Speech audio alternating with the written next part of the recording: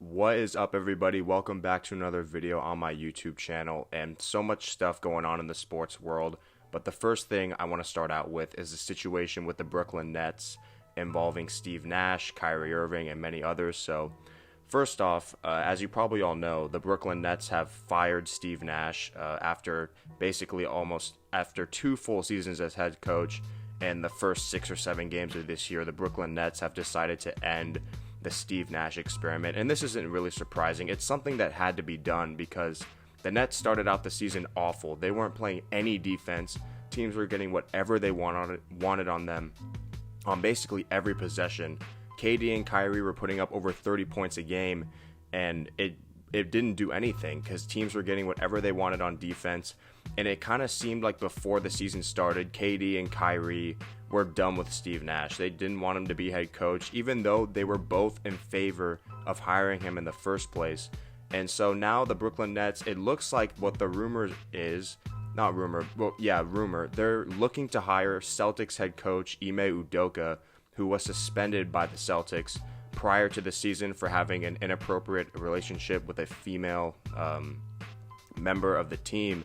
And so it looks like, and the Celtics have said that they will let him go search for other job opportunities. And it looks like he is the guy that is going to be the next head coach of the Brooklyn Nets, even though GM Sean Marks did come out yesterday and say that they have not decided who, or that he and the team have not decided who they want the next head coach to be.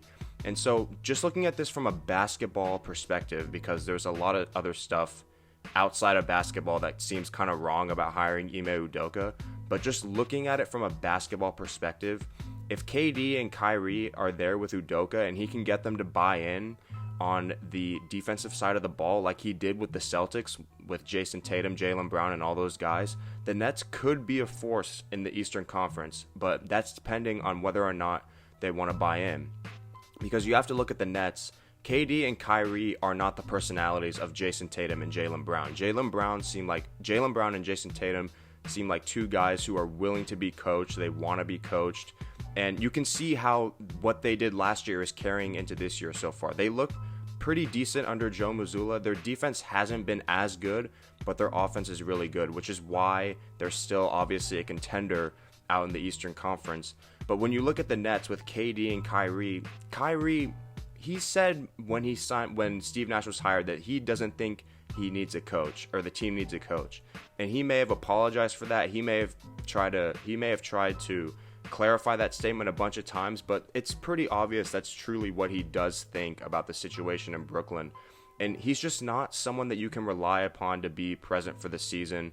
He obviously just had this situation with the anti-Semitic film that he promoted on his Instagram story. I'm kind of surprised the NBA did not even fine him or suspend him for that, even though they've fined and suspended players for saying similar things that are hateful or towards certain groups. So I think the NBA definitely, I agree with Charles Barkley and Shaq, the TNT crew. They definitely missed the boat on that one. He should have been fined, suspended, all those things. But it looks like that's not going to happen. And so, yeah, if the Nets do hire Ime Udoka as head coach, I basically view it as a move that the Nets are trying to salvage their season, even though we're only 7-8 games in, because they looked horrible under Steve Nash for this first part of the season. And when you think back to the 2021 playoffs, it's kind of crazy to think about. I can't believe I'm the one bringing this up because I get sick and tired of this argument, but you look at, they were up 2-0 on the Milwaukee Bucks, the team that eventually won the championship, and now they have fired their head coach. So it's kind of crazy to see how things change. And yeah, essentially my thoughts on the Ime Udoka and potential Brooklyn Nets situation is I think basketball-wise it could be a very, very smart combination of coach and stars, depending on how they buy into the defensive end, because that's where all of their struggles are coming from right now. In their recent game yesterday on Tuesday night against the Bulls, Zach LaVine scored 20 points in the fourth quarter when the Nets had firm control of that game and Brooklyn gave it up in the end. And so it's clear that their issues lie on the defensive side of the basketball. And if they do hire Ime Udoka, that is the side of the ball that will be an emphasis for that team. And so the next thing I want to talk about is an NFL topic, and I want to talk about the Dallas Cowboys because They've looked good over the last few weeks. Dak Prescott is back. Their offense looks very, very good. Granted, they've played the Detroit Lions and the Chicago Bears, two teams that are not very good. The Lions have the worst scoring defense in all of football. And the Bears just traded their best defensive player, Roquan Smith, to the Baltimore Ravens. But taking all things into consideration, the Cowboys' offense has looked very good. And mainly that is because they are running the football a lot more this year. They've gotten back to that style of offense that made them so successful running the ball. But it's not just running the ball, it's who's in the backfield. So Ezekiel Elliott did not play on Sunday against the Chicago Bears. And Tony Pollard had an amazing game. He had 3 touchdowns. He had the hat trick in his first start. And Zeke has never had a 3-touchdown game, and Tony Pollard did it in his first start. That's an interesting fact that I read over the weekend. And so people, all season, Tony Pollard has objectively looked like the better running back. And he's looked like the better running back, honestly, since last season. And so people are starting to wonder, is there a running back controversy in Dallas? Should Tony Pollard be the starting running back? And my answer to that is no. I think Ezekiel Elliott should still be the starting running back because I like what they have in terms of splitting carries in the backfield, making it a two-headed monster in the backfield. Because I think with Ezekiel Elliott, he's never going to look like how he did in those first 3 seasons in the league when he led the league in rushing. In 2 full seasons, he led the league in rushing, and then he probably would have led the league in his second year, but he was suspended. So I don't think he's ever going to look like that guy again, but I think if you have a two-headed monster in the backfield with him leading and Tony Pollard coming in to provide boosts of energy, it's a formula that's worked for them. I don't think Zeke should be benched or anything, or Tony Pollard should be the full-time starting running back, because there are things that Zeke does that are important that should make him the starting running back. And just intangibly, he's viewed as a leader in that locker room. That's what people out of Dallas are saying. So that leadership is very important to the Dallas Cowboys. And 2, he's a very good blocking running back. There have been instances this year where Tony Pollard has missed assignments on pass protection or has not been a good blocker in the backfield.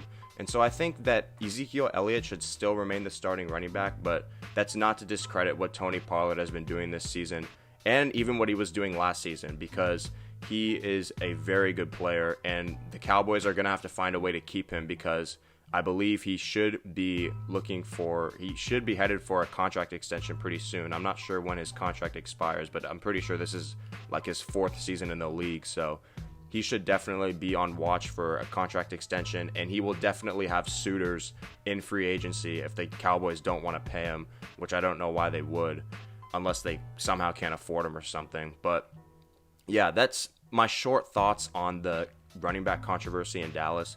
And then the next thing that I want to talk about is some of the trades that went down yesterday during the NFL trade deadline. Some notable ones like Chase Claypool being traded to the Chicago Bears for a 2nd-round pick. The Bears are getting a guy to help Justin Fields, could be a reliable number 1 receiver. Never really proved to be that in Pittsburgh, but maybe on a new team where he knows he's definitely the best receiver there. That wasn't the case when he was there with Juju, but he's on a new team, and I think he's clearly shown that he's a capable talent at the wide receiver position. And so it'll be interesting to see how him and Justin Fields play. Bradley Chubb going to the Dolphins. That trade just means to me that the Broncos, I think they wouldn't have made that trade if their record isn't what it was. I think if they were a better team, they would have found a way to keep Bradley Chubb for the remainder of the season. Unless, I'm not really sure what his contract situation is. Maybe they just didn't feel like they wanted to pay him. I'm not really sure what his contract situation was. But I believe that if the Broncos had had a winning record, if they were a better team, they would have kept Bradley Chubb, because he's just too good of a player to deal. But they've been struggling this year. And so maybe the Broncos are looking to try and get some assets to sort of not rebuild, but retool in the draft. And what this trade means for the Dolphins' defense is already pretty solid. They have Byron Jones and Xavier Howard at corner, although the health of their secondary hasn't been at its fullest this year. And so the Dolphins are going all in. And they basically, with Tua, we've seen that they are capable of being a very good team. The Tyreek Hill trade has worked out beautifully. Him and Jalen Waddle are a great duo at the receiving spots. And so that was a great trade by the Miami Dolphins. And then another trade deadline deal. Obviously, it wasn't right at the deadline, Roquan Smith, Christian McCaffrey, those guys on the move. Christian McCaffrey played great in his second game, with the 49ers. He had a touchdown pass, a touchdown run, and a touchdown throw. First player that's done that in a while. And Roquan Smith is a very talented linebacker going to the Baltimore Ravens, but it will be interesting to see how the Bears manage his contract in the offseason, because they still have to pay quarterback Lamar Jackson. And if the Bears traded a second and a fifth, if the Ravens traded a second and a fifth for basically an 8 or 9 game rental, that's not going to look very good when the season ends. And so the deadline was pretty busy in the NFL. There were 10 trades made in total, the most on a trade deadline day in a while. And some guys that we didn't see get moved. DJ Moore of the Carolina Panthers, still in Carolina. Elijah Moore, another wide receiver, still in New York. And so, yeah, those are just some of the NFL trades that happened over the deadline, some of the major ones. I'm sure I'm forgetting one or two that I should talk about in this video, but I can't really remember it right now. Thanks for watching this video, and let me know your guys' thoughts on Steve Nash and Ime Udoka. Let me know your guys' thoughts on the running back controversy, Tony Pollard versus Zeke in Dallas, and comment some of your most notable, and comment some of the trades you thought during the NFL trade deadline you thought were most notable. And thanks for watching, and make sure to look for the rest of my content linked in the description.